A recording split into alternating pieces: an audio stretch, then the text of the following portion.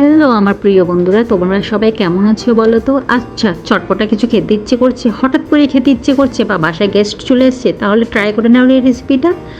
আশা করি বাচ্চা থেকে বুড়ো সবারই ভীষণ ভালো লাগবে। তার জন্য কিচ্ছু লাগবে না, সিম্পল কয়েকটা ইনগ্রিডিয়েন্ট যেগুলো আমাদের বাসায় অ্যাভেলেবেল থাকে সেগুলো দিয়ে তৈরি করে নিতে পারো।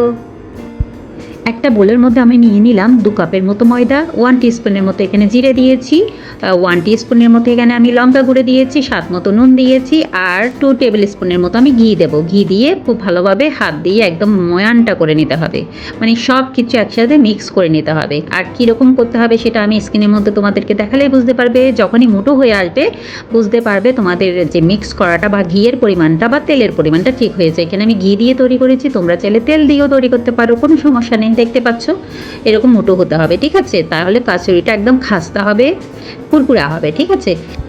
অল্প অল্প জল দিয়ে আমি একদম নরমও হবে না, একদম শক্ত হবে না, এরকম একটা ডো তৈরি করে নিলাম, যেরকমটা আমরা রুটি পরোটা তৈরি করে থাকি ঠিক তেমনটাই।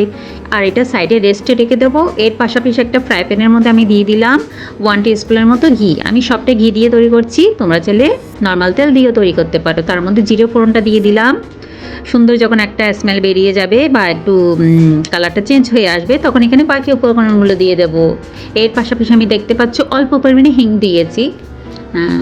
হিংটা দিয়ে খুব ভালোভাবে মিক্স করে নেব।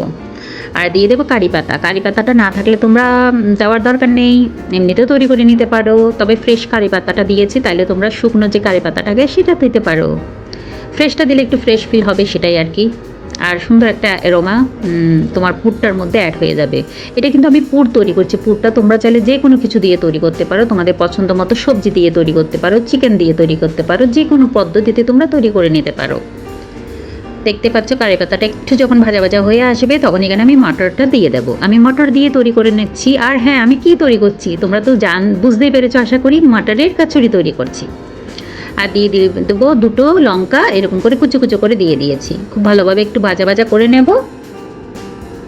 মটরের কিন্তু কচুরিটা খেতে ভীষণ টেস্টি হয়, একবার অবশ্যই ট্রাই করে দেখতে পারো। আর যদি তোমাদের কোনো পছন্দের সবজি থাকে সেগুলো তো দিয়েও তোমরা পুরটা তৈরি করে বানিয়ে থাকতে পারো, ঠিক আছে? এখন আমি আদা রসুনের পেস্টটা দিয়ে দিলাম। একসাথে আদা আর রসুনের পেস্টটা আমি তৈরি করে সবসময় রেখে দিই, তো সেটাই আমি দিয়ে দিলাম 1 টিস্পুনের মতো। তোমাদের কোয়ান্টিটিটা তোমরা কীরকম তৈরি করতে চাও বা কতজনের জন্য তৈরি করতে চাও সেভাবে তৈরি করে নেবে। খুব ভালোভাবে মিক্স করে নিচ্ছি। মটর কিন্তু রান্না হতে তেমন একটা সময় লাগে না, 1 মিনিট 2 মিনিট ভাজা করে নিলেই হয়ে যায়। এখন আমি মশলাগুলো দিয়ে দেবো। লঙ্কা গুঁড়ো, হলুদ গুঁড়ো, ধনে গুঁড়ো সবটা দিয়ে দেবো, যেগুলো রেগুলার মশলা থাকে সেগুলাই। কাশ্মীরি লঙ্কাটা দিয়েছি, যেহেতু আমি এখানে কাঁচা লঙ্কাটা দিয়েছি সেজন্য আমি যে ঝাল লঙ্কার গুঁড়ো সেটা ইউজ করি না, এখানে কাশ্মীরি লঙ্কা গুঁড়োটা দিয়েছি শুধুমাত্র কালারের জন্য, ঠিক আছে বন্ধুরা?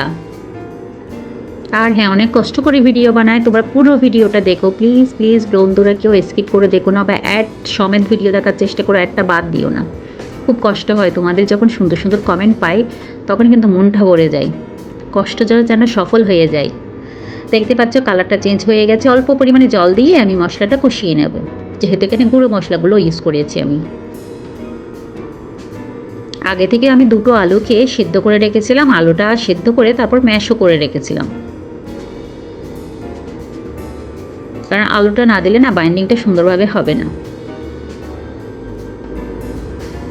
ওই যে বললাম, তোমরা যে কোনো কিছু দিয়ে যে কোনো রকমের সবজি দিয়ে এটা তৈরি করে নিতে পারো, আর আমার মতো করেও তৈরি করে নিতে পারো। একবার অবশ্যই ট্রাই করো, আর ট্রাই করলে কিন্তু আমাকে কমেন্ট করে একদম জানাবে, ঠিক আছে? এখন স্বাদ মতো নুনটা দিয়ে দিলাম। নুনটা আমি প্রথমে কিন্তু অ্যাড করিনি। ওই যে বলেছিলাম আলু সেদ্ধ করে রেখেছিলাম, সেটাই পর্যায়ে গিয়ে দিয়ে দেবো। দিয়ে মটরের সাথে খুব ভালোভাবে বন্ধুত্ব করিয়ে নেব, অর্থাৎ মিক্স করিয়ে নেব, ঠিক আছে? একটু চেপে চেপে এভাবে করে নিতে হবে। কিছুক্ষণের মধ্যে দেখবে খুব সুন্দরভাবে মিক্স হয়ে গেছে। একদম চটজলদি তোমরা যদি কোনো রেসিপি তৈরি করে নিতে চাও বা কোনো স্ন্যাক্স আইটেম তৈরি করে নিতে চাও, বা বাসায় গেস্ট এসে বসে আছে, দেওয়ার মতো কিচ্ছু নেই, তাহলে এটাও তোমরা তৈরি করে নিতে পারো। দেখতে পাচ্ছ পুরটা রেডি হয়ে গেছে। এ পর্যায়ে কিন্তু নামানোর আগে আমি ধনেপাতা দিয়ে আর একটু ভালোভাবে মিক্স করে এটা সাইডে রেখে দেবো, যাতে একটুখানি ঠান্ডা হয়ে যায়। গরম গরম কিন্তু এটা তৈরি করা যাবে না। আর যে ডোটা তৈরি করে রেখেছিলাম, রেস্টে রেখেছিলাম, সেটা থেকে আমি লিচি কেটে নিলাম। আমার 2 কাপ ময়দা থেকে এরকম 8টা লিচি তৈরি হয়েছে, অর্থাৎ 8টা আমি তোমার কচুরি তৈরি করেছি। ওই যে বললাম কোয়ান্টিটি তোমরা তোমাদের অনুযায়ী দেখে নেবে, বুঝে নেবে বা বানিয়ে নেবে। সত্যি বলছি ভীষণ ভালো হয়েছিল, ভীষণই ভালো হয়েছিল, এত খাস্তা হয়েছিল কি বলবো তোমাদেরকে। এখন আমি সামান্য পরিমাণে বেলে নেব। প্রথমে সবগুলোকে এভাবে করে একটুখানি গোল করে নিলাম। এখন সামান্য পরিমাণে ময়দা ছিটিয়ে অল্পখানি লুচির মতো করে সাইজ করে বেলে নেব।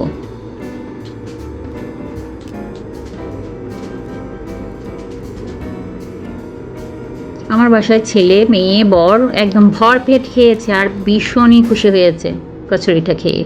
এই যে দেখতে পাচ্ছ কতটুকু সাইজ করেছি তোমরা দেখতে পাচ্ছ, কিন্তু মোটা করে রেখেছি। এখানে পুরটা দিয়ে দিলাম মাঝখানে বসিয়ে, যেরকম করে মোমোটা তৈরি করে থাকি সেরকম করে মুড়িয়ে মুড়িয়ে মুড়িয়ে একদম বলে না গোল করে নেব। তারপর সামান্য করে হাত দিয়ে চাপ দিলেই এই কচুরির শেপটা চলে আসবে। তোমরা স্ক্রিনে লক্ষ্য করলে বুঝতে পারবে, আমাকে অত কিছু বলার দরকার নেই, তোমরা আমার চেয়ে অনেকটা বেশি ভালোই জানো। আমি একদম পাশ থেকে তোমাদেরকে দেখাচ্ছি। মোড়ানোটা কিন্তু পারফেক্টলি করো, যাতে পুরটা বেরিয়ে না যায়, সেটার জন্য একটু চেপে চেপে করে নিতে হবে।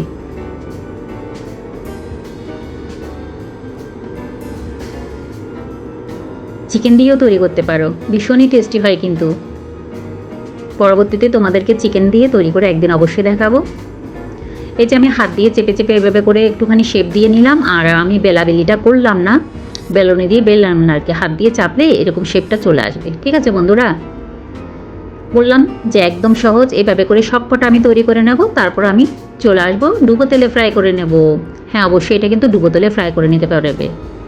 দেখতে পাচ্ছ আমি তেলটা অলরেডি বসিয়ে দিয়েছি, আর সবগুলো কচুরি আমি রেডি করে নিয়েছি। তেলটা যখন মিডিয়াম গরম হয়ে যাবে তখনই কিন্তু এখানে আমি কচুরিগুলো ছেড়ে দেব। 2 বা 3টে তোমরা তোমাদের তেলের পরিমাণ অনুযায়ী দেবে, তবে তেলটার পরিমাণটা একটুখানি বেশি রেখে অবশ্যই ডুবো তেলে ফ্রাই করতে হবে।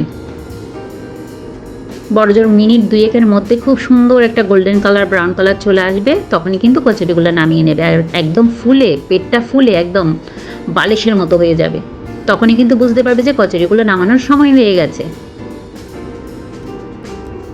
দেখতে পাচ্ছ খুব সুন্দরভাবে ফুলে গেছে, আমি একদম পাশ থেকে তোমাদেরকে দেখাচ্ছি। এরকম পর্যায়ে যখন চলে আসবে তখন কচুরিগুলো তোমরা নামিয়ে নেবে। এভাবে করে আমি সব কটা ফ্রাই করে নেব। আজকের রেসিপিটা কেমন লাগলো সেটা তো জানাতে একদম ভুলবে না। আর যারা নতুন অবশ্যই আমার চ্যানেলটি ভিজিট করছো তারা চ্যানেলটি সাবস্ক্রাইব করে লাইক কমেন্ট করে পাশে থেকো। তোমাদেরকে অনেক অনেক ভালোবাসা। আবারও কোনো নতুন রেসিপি বা ব্লগ ভিডিও নিয়ে আমি উপস্থিত হয়ে যাব। আমি প্রীতি আজকে তোমাদের কাছ থেকে বিদায় নিচ্ছি। সবাই ভালো থেকো, সুস্থ থেকো। তোমাদের সবাইকে love you love you love you বন্ধুরা। আর হ্যাঁ, সুন্দর সুন্দর কমেন্টের অপেক্ষায় আছে আর থাকবো। তোমরা ভালো থেকো, টাটা, বাই বাই।